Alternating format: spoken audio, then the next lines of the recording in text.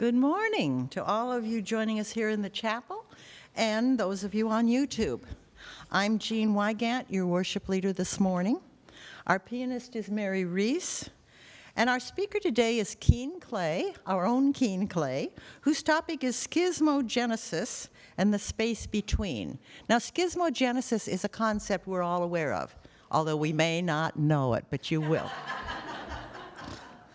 Before we begin, I would like to remind you to silence your cell phones and other electronic devices. Welcome to this morning, this day, and this opportunity to be together in community, which is a time for joy, comfort, and sometimes challenges. This Unitarian Universalist congregation is a place where we come to learn more about being human. We're not here because we've figured out life's questions or because we think we got it right.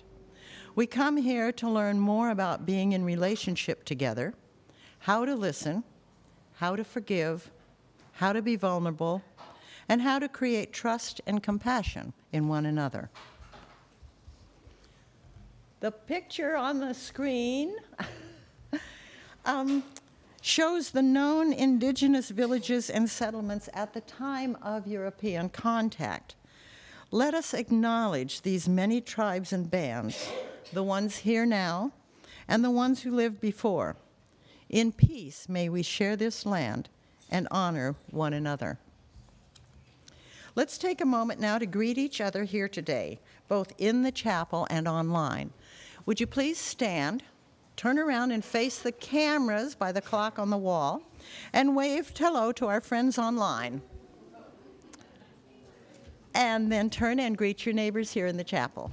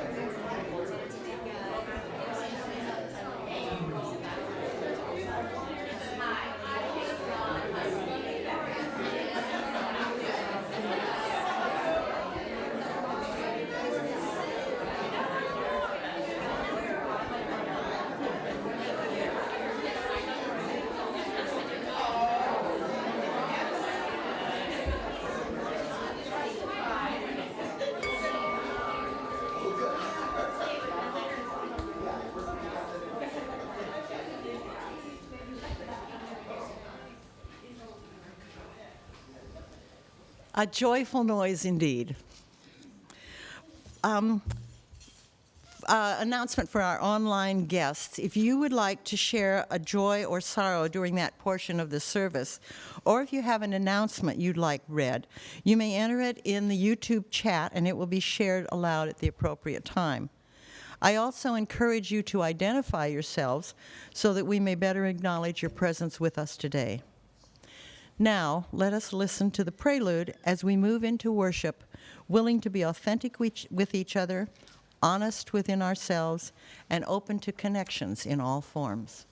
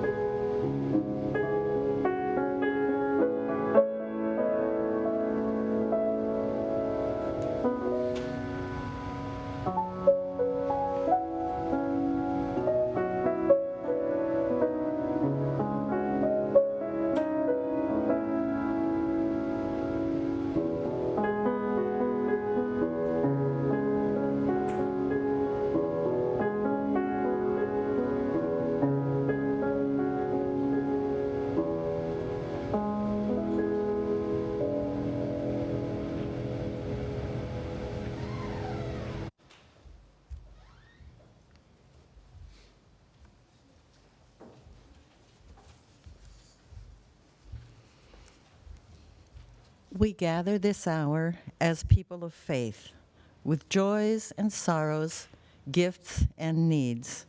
We light this beacon of hope, sign of our quest for truth and meaning, in celebration of the life we share together.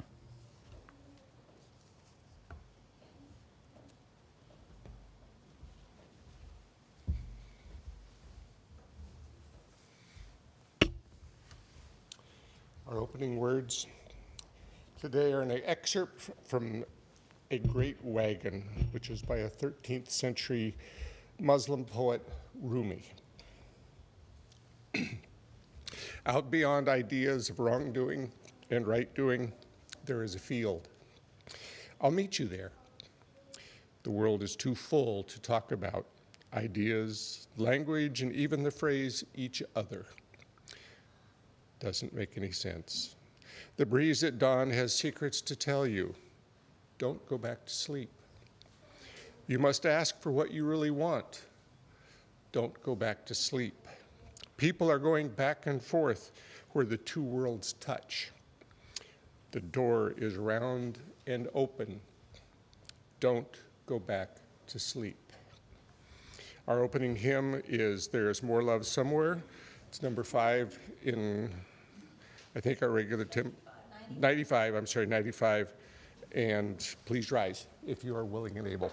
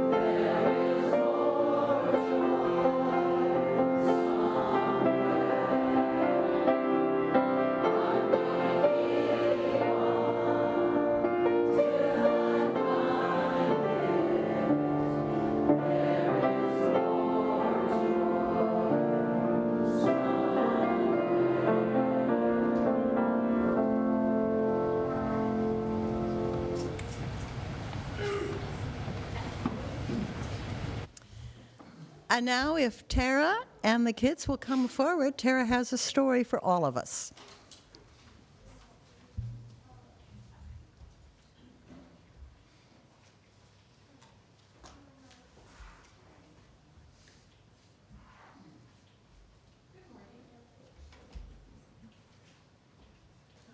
Today's story is called The Big Orange Squat.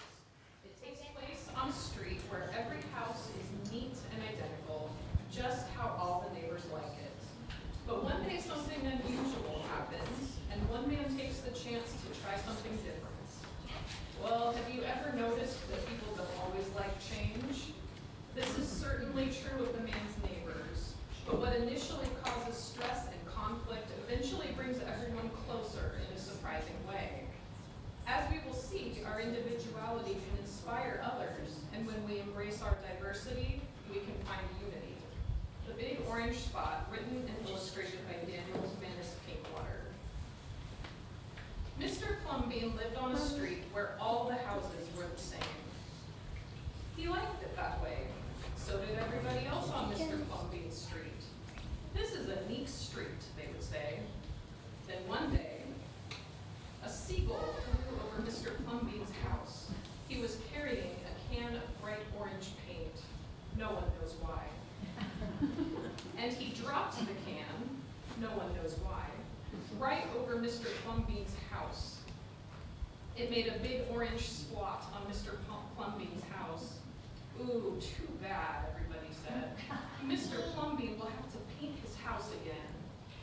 I suppose I will, said Mr. Plumbean. But he didn't paint his house right away.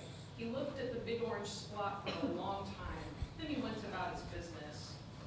The neighbors got tired of seeing that big orange spot.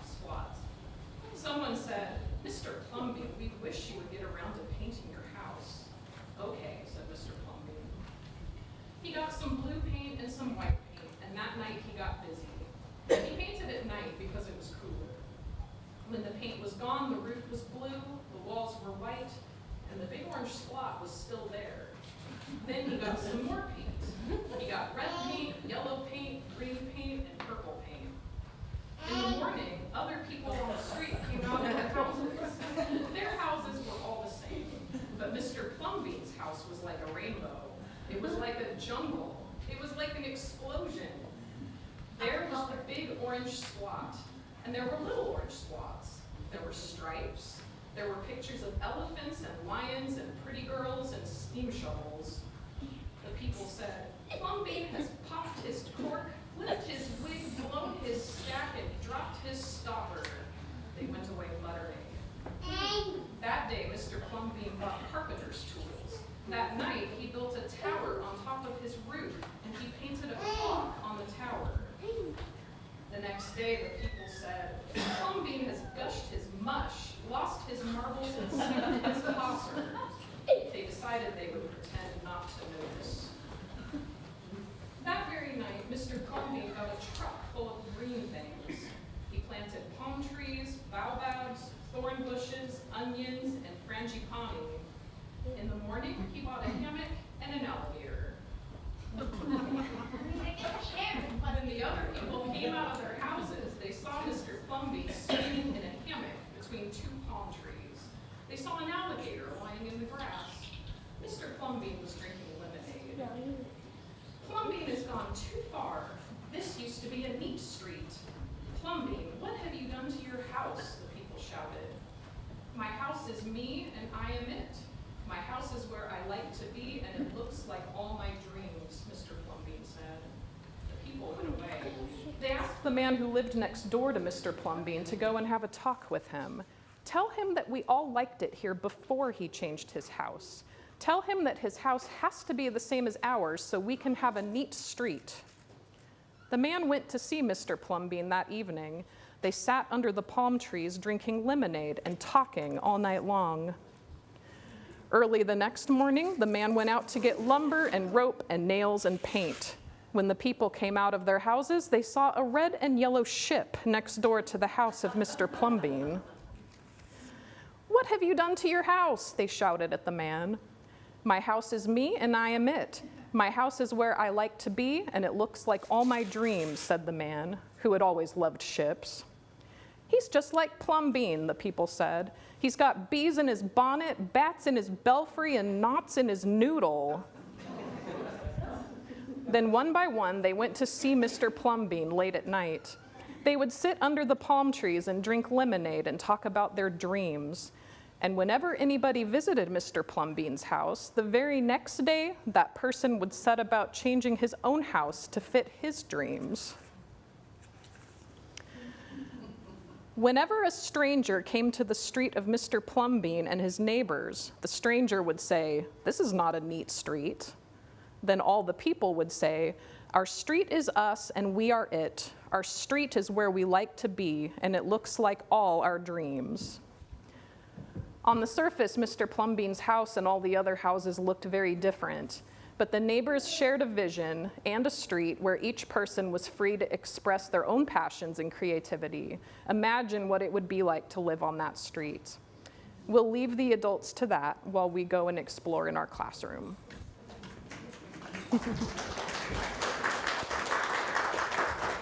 Now we will sing our children out. Will the people on the center aisle please stand and hold hands to form a bridge? The words are on the screen.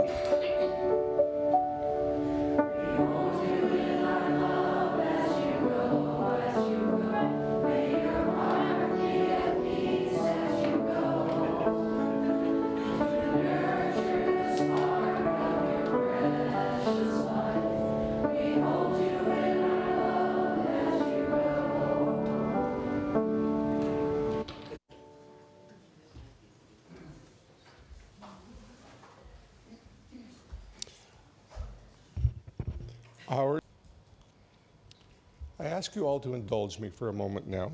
Instead of a meditation in the normal form, we're going to do a visual exploration. And I refer to it as the space between, which reflects on what the reflection will be later. We're going to do an eyes open visual exploration as our meditation. Please get grounded, feet on the floor, relaxed, comfortable, and in a receptive mood. I invite you each to focus on the chalice. Now focus on the flame of the chalice and watch the flicker and the sparkle.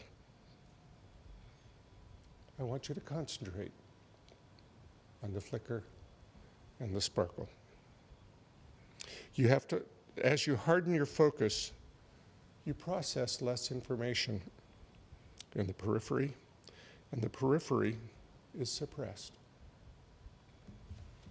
Now let your attention shift to an empty space on the wall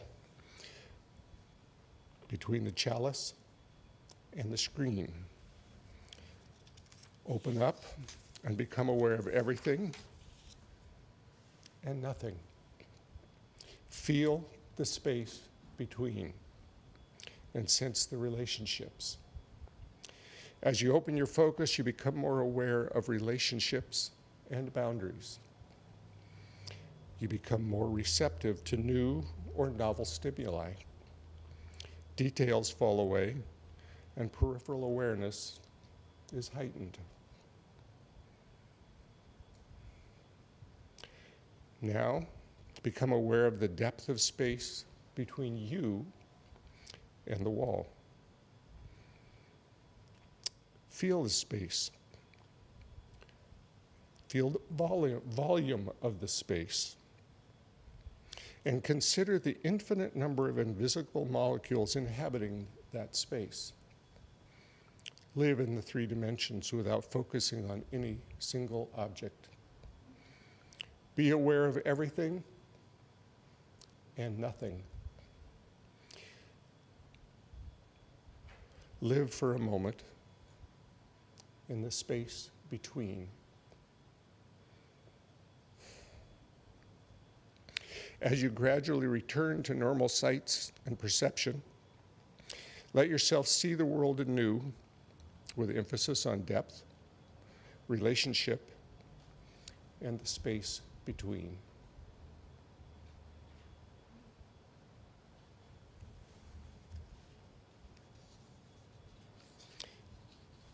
We will now do Spirit of Life. You may remain seated. It's number 123 in the hymnal.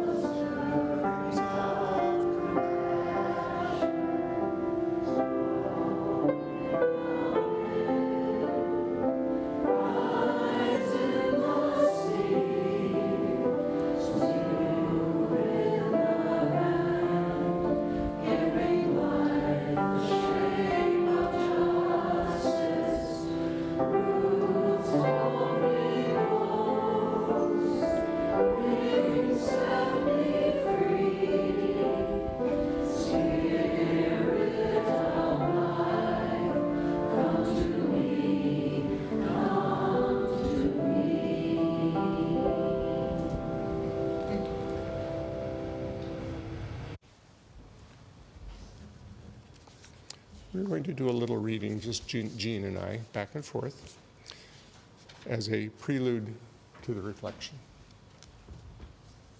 I suspect that continued growth of our world economy and population will doom the planet. Growth has become the normal. Growth is the driver of all good in the world. Standard of living, food production, wages, and corporate profits. Limiting growth puts us in decline. Illegal immigrants should be protected and given a path to citizenship. All illegal immigrants should be deported. I am guided by the best science, while understanding that other discoveries may change the consensus on a subject and change my view. I am very suspicious of science. I am very aware of how interpretation, politics, and propaganda can change any conclusion. Spirituality is part of every person and every culture. I honor the wisdom of past prophets and sages while walking my own private spiritual path. We need the spiritual grounding of religious doctrine and belief system if we are to lead a moral and spiritual life. Religion should be kept out of government. Religious principles should influence government policy. We often embrace and find comfort in rituals that ground us and beliefs that we cannot prove. There are higher order truths that are not always compatible with human fact. It is important to be politically correct. We are being asked to be too politically correct. Corporate greed is a significant contributor to inflation. Corporate greed is a contributor to inflation. We are intelligent and emotional beings doing our best while living in a complicated world. We are intelligent and emotional beings doing our best to live in a complicated world. I love my country. I love my country. We want the best for our families and our world. We want the best for our families and our world. We are concerned.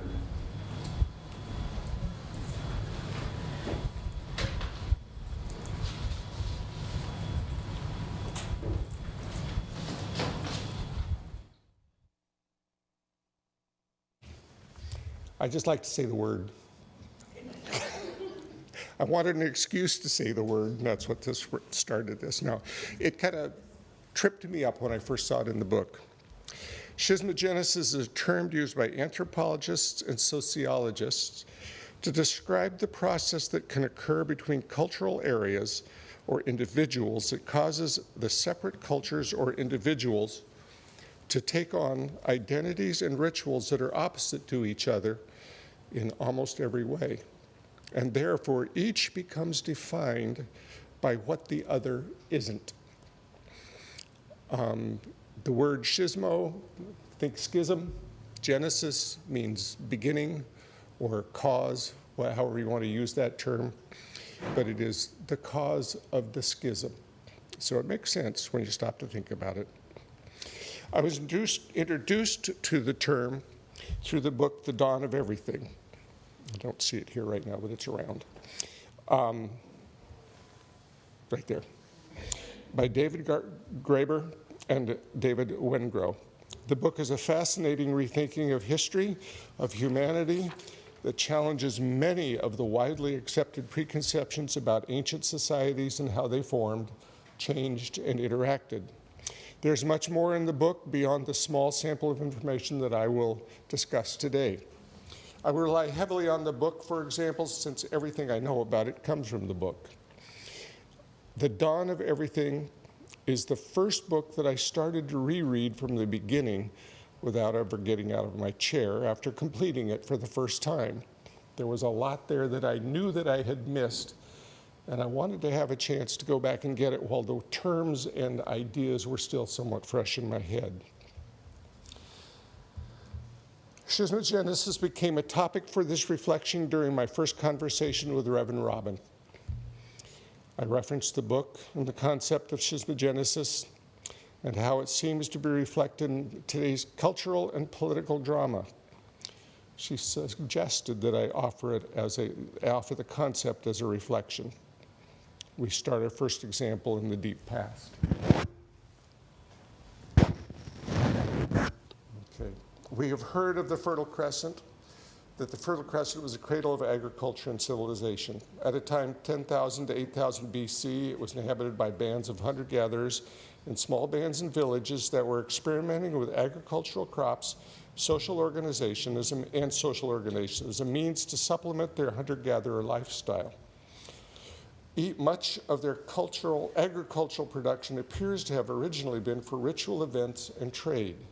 In most cases, they spent part of their years in towns and villages or came together for ritual celebrations, and the rest of the year was spent in more traditional hunter-gatherer small bands.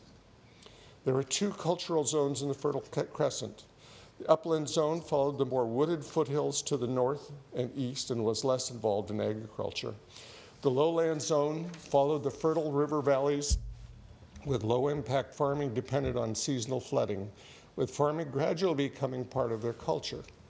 Upland and lowland cultures traded with each other, were well aware of each other, both established stable cultural areas that lasted for millennia. The upland cultural zone created monumental architecture such as the Göbekli Tepe, a colossal structure featuring T-shaped limestone pillars up to 16 feet in height and enclosed in circular walls. Carved into the pillars of stone were images of dangerous carnivores, raptors, and reptiles, all male and often clutching human heads. Evidence of human sacrifice exists at many of these sites. Some sites in the upland area have large collections of severed heads, some mounted for display. Social stratification and violence are more obvious in the anthropological record of the upland zone. The poster child for the lowland culture is Katahoyak, a farming town of about 5,000 residents that lasted from 7,400 BC to about 6,900 BC. This town featured relatively small mud wall houses joined together by common walls and entered through the roof. There was no apparent center for communal facilities that would have indicated a dominant central authority. Wall paintings in the houses were brightly covered and showed wide individuality. Walls were decorated with skulls and horns of animals.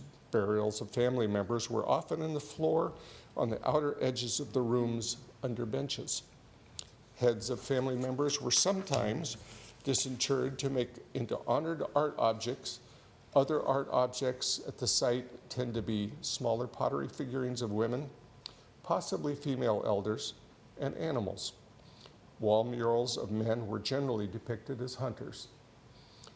Now, in the words of the authors Graeber and Wengrow, of course we could put these cultural oppositions down to coincidence, or even environmental factors.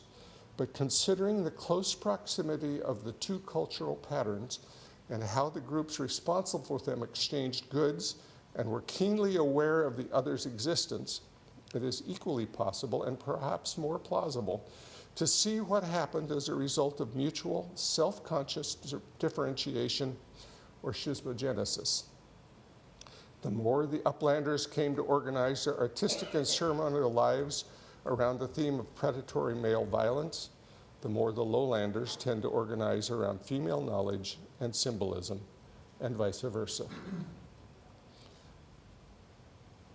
Now let's move a little closer to home. Let's talk about West Coast Native American cultures.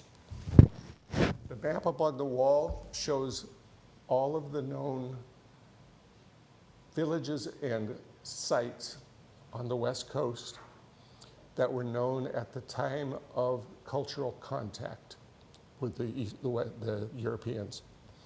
So this shows where the populations were and how they were distributed. Anthropologists divide the west coast of the US into two broad cultural areas. The coast of California is one, and the northwest coast up into Canada and Alaska is the other. Both were historically high density, hunter-gatherer foraging societies with minimal adoption of extensive agriculture in spite of their use of agriculture for tobacco and other ceremonial plants. Both societies had knowledge of and opportunity for reliance on corn, bean, and squash, and both both rejected the development of food crops. Both cultural areas were resource-rich in resource-rich environments, and both were part of an active trading network up and down the coast with inland tribes. Both areas were made of many small tribes or cultures with a variety of languages spoken from diverse different language trees. In both societies, wealth was distributed, but by very different means. There were major differences between the northern and southern cultures. The northern cultures relied on harvesting salmon, smelt, and other fish and marine mammals, and supplementing with game animals and native plants. Winters were spent in large coastal villages with complex rituals and ceremonies, and the rest of the year in smaller foraging bands. Artistic expression was exuberant with masks, carvings, totem poles, and richly decorated houses. From the Klamath River north, societies were dominated by warrior aristocracies and were involved with frequent intergroup raiding and slave capture. Society was totally stratified, with chiefs in the top rung and debt peons and slaves at the bottom and free classes in the middle. Chiefs and free classes avoided physical labor such as gathering wood, processing game, and gathering plant products, etc. Hunting and military type raiding and overseeing their small domains were their functions. Free classes were artisans and craftsmen. Physical labor was reserved for slaves and other unfortunates in the society.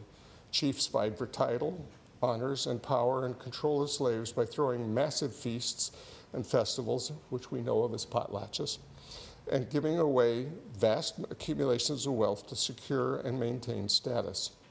North Coast society chiefs were constantly in conflict with neighboring chiefs in competition to be the grandest and most extravagant. The cultures of the north coast of California, the Yurok, Kurok, Talawa, and others, made use of large range of natural resources and increased their production with actions of burning, clearing, and pruning. Products were exchanged at tribal fairs. They were proficient in hunting and fishing, but they primarily subsisted on tree crops such as nuts and acorns. Housing was plain and simple, and their art was applied to utilitarian baskets and storage vessels. From Klamath River and down the California coast, war was highly discouraged. If you killed someone in battle, you needed to pay a fine to the family of the deceased.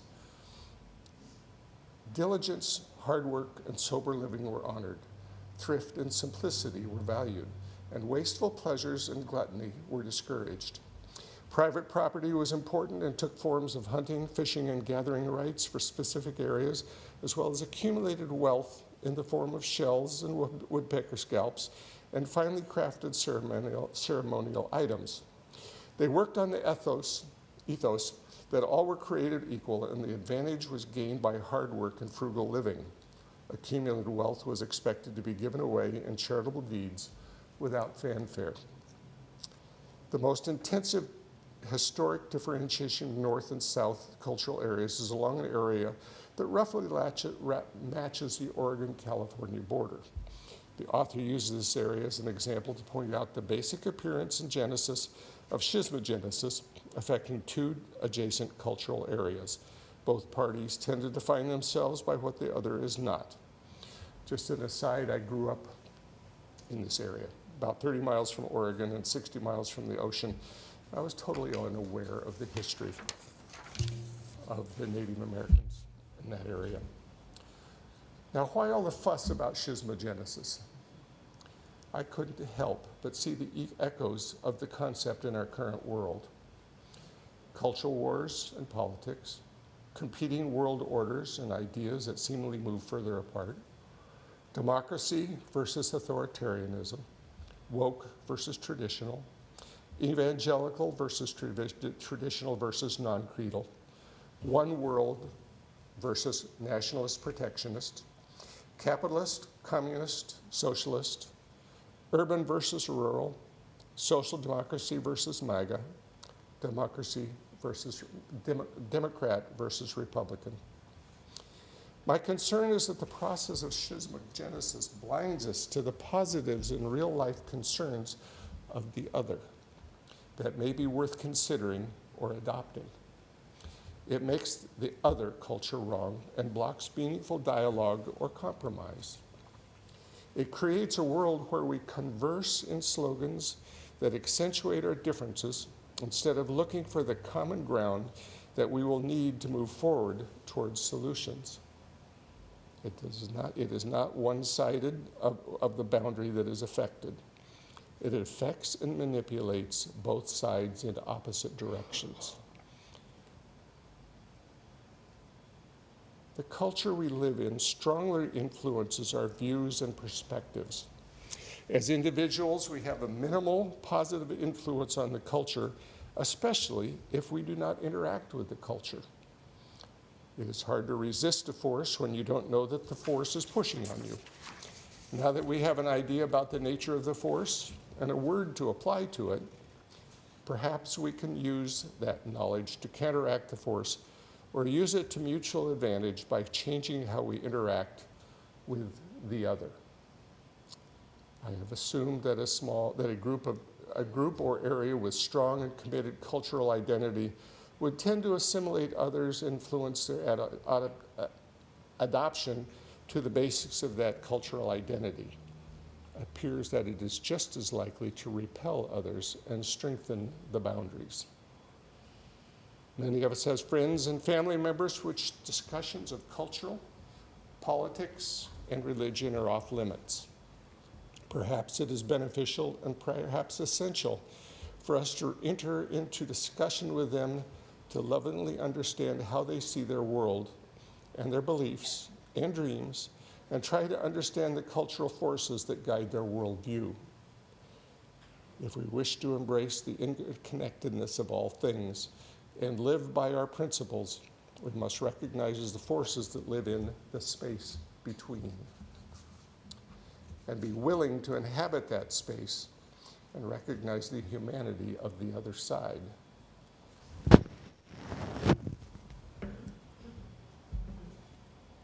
Perhaps we need to spend more time sitting in our neighbor's yard under the palm trees, drinking lemonade while ignoring the alligators, and talk about our collective and individual dreams. Thank you.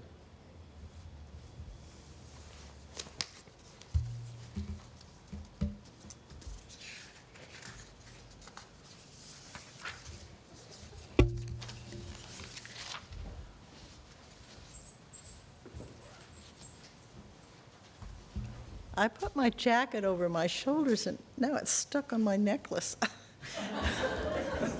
Thank you, Keene. That was very thought-provoking. Let's see. Where am I here? Oh, the purpose of the church is to encourage all who gather here to grow more generous in spirit and in action, and don't go reaching for your wallets yet. This is the great end of all the world's faith traditions, to bring the human being closer to the divine by acts of creation and compassion.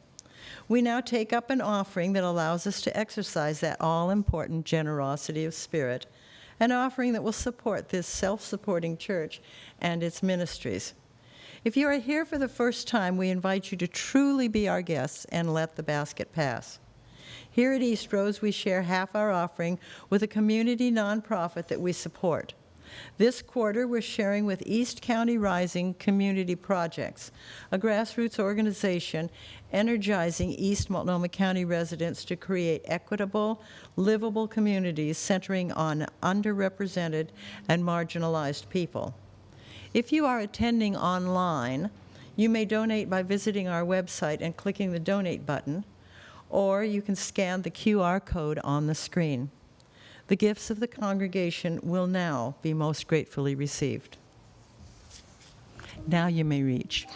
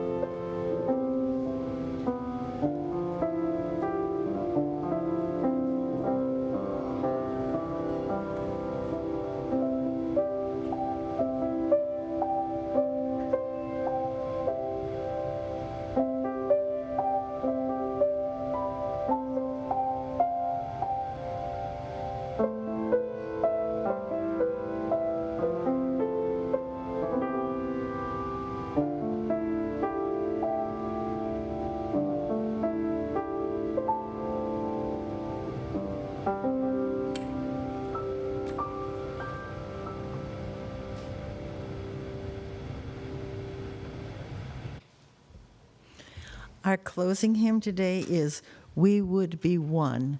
It's number 318 in your hymnal. And the words are on the screen.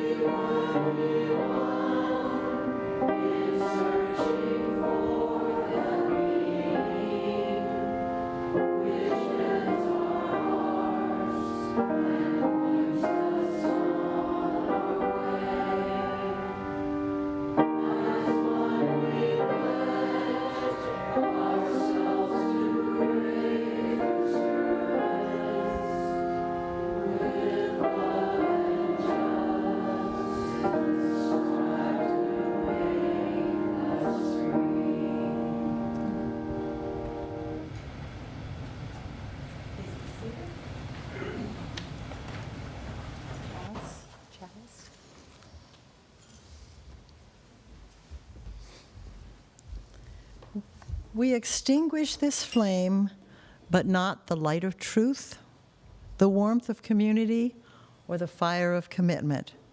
These we carry in our hearts until we are together again.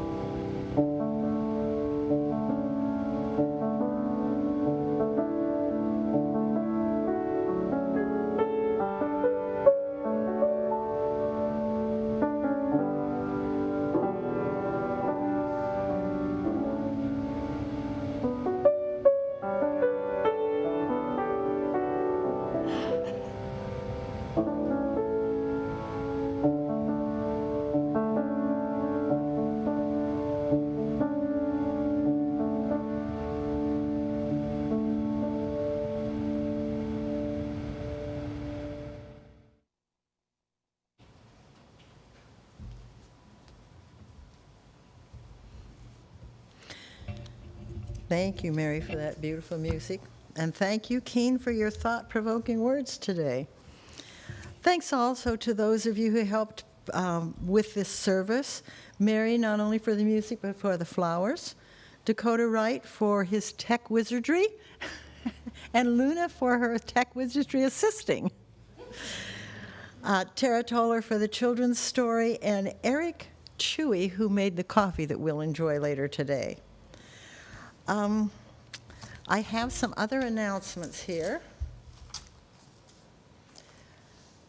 There are a few more people needed to be Eastrose greeters. It's an easy volunteer job. A greeter serves only one Sunday a month and works with another greeter. Greeters welcome people as they enter Eastrose and watch over the lobby during the service. You will work with a friendly team and get to meet and know everyone. Please see Lynn Pfeiffer, who's standing there, there for details and more information. Immediately, if you want to do this, we wonderful, friendly people. An announcement from Linda Shaldak. Today at noon is the deadline for turning in your reservations for the friendship dinners, which will be next Saturday, the 27th. And Linda, you want to wave your hand? And okay. And the Good Trouble Gang has some news. You are invited to stay after the service today as we learn about Constitution 101. We have refreshments for all. Teresa has postcards to take home and write. And the next group postcard writing session is May 5th after our first of the month potluck. Help us increase voter participation. And these conclude the announcements. If you are online, we invite you to exit YouTube and join Cafe Conversations on Zoom with the link provided. And incidentally, today and next Sunday will be the last two Cafe Conversations, as these will be concluded at the end of this month. Those in the chapel, please stay for coffee and conversation in the Thatcher Room. And Could you just make a 1-minute announcement about plant swap on May 4th? Oh, yes, May 4th is the plant swap here at Eastrose. One more too. Choir is meeting again tomorrow night at 6:30. We're going to be getting ready for the hymnody service on June 2nd, where we're just going to be singing our favorite hymns from our hymnals. So, Choir tomorrow, 6:30, preparing for the June 2nd service of hymns. Thank you, Tyler. Okay. Yeah, the plant swap is, there's a banner out front now, here on the 4th. Bring plants, pick up plants. You're welcome to come and get plants even if you don't bring them. You can also bring other, like pots and yard ornaments. And we'd appreciate it if you would take charge of what you bring if it isn't picked up. So I think that concludes our announcements today. Enjoy coffee and conversation.